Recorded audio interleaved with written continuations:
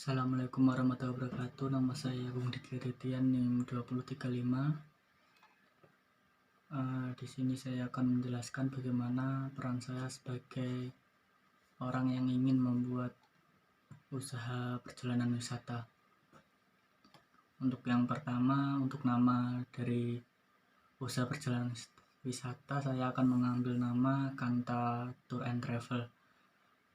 Kanta sendiri diambil dari bahasa Sanskerta yang memiliki arti batas. Yang dimaksudkan di sini adalah batas untuk membatasi antara pekerjaan dan liburan. Jadi saat liburan kita hanya memikirkan kesenangan dan tidak menyangkut pautkannya dengan masalah pekerjaan. Untuk yang kedua, hal yang perlu disiapkan, saya akan menyiapkan sebuah profil tentu saja, dan mencari lokasi yang strategis, lalu membuat izin tetap usaha pariwisata atau ITUP, dan juga daftar ulang izin tetap usaha pariwisata.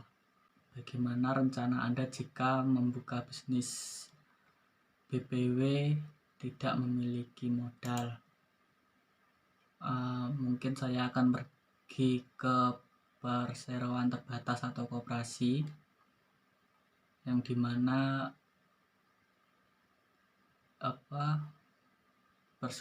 perseroan terbatas atau koperasi itu untuk permodalan yang seluruhnya dimiliki oleh warga negara Indonesia. Setelah melakukan pinjaman, saya akan menggunakan untuk modal.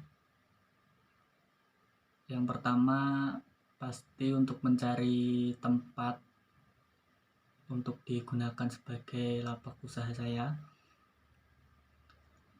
Lalu setelah itu memikirkan beberapa paket wisata yang bisa ditawarkan kepada konsumen untuk mendapatkan keuntungan, dan berfokus untuk membeli armada seperti minibus dan mobil.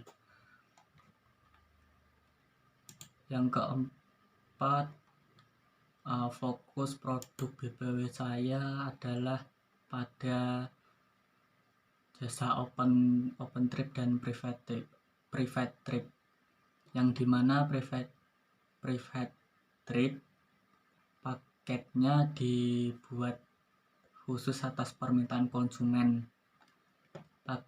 Paket ini dibuat biasanya untuk satu keluarga yang ingin berlibur tapi tidak mau repot urusan tetek bengek, seperti memikirkan ingin berkunjung kemana saja, memikirkan di mana tempat untuk menginap atau akomodasi, dan juga transportasinya. Hanya saja yang perlu dicermati, paket ini biasanya dipatok dengan tarif yang lumayan tinggi, sebab semua dirancang khusus mulai dari jadwal keberangkatan, destinasi wisata hingga kepulangannya. Dan untuk jasa open trip itu paketnya, untuk paket wisatanya dibuat oleh BPW saya sendiri untuk ditawarkan ke khalayak ramai, dengan menyuguhkan wisata bersama-sama dengan orang lain dan menjalin hubungan pertemanan yang baru.